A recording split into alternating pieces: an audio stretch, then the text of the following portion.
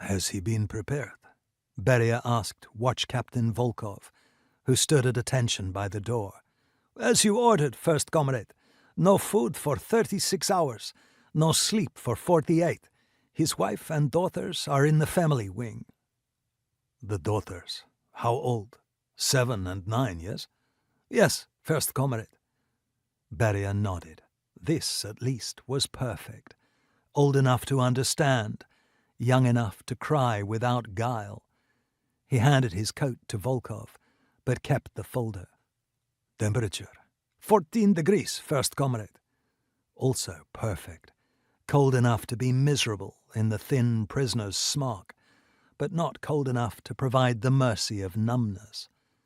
Beria considered himself quite the scientist about these matters. Stalin had been a brute, of course, but brutishness was inefficient. Science got to the heart of things.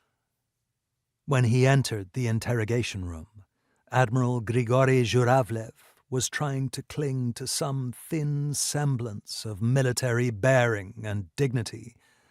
Despite the chains, the cold, his hunger and exhaustion. Oh, and the fear, of course. One must not forget the fear.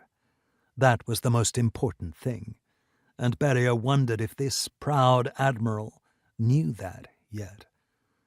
The man who had been afforded the privilege of commanding the Soviet Union's sole aircraft carrier battle group sat shivering on a metal stool, his wrists shackled to a ring in the steel table.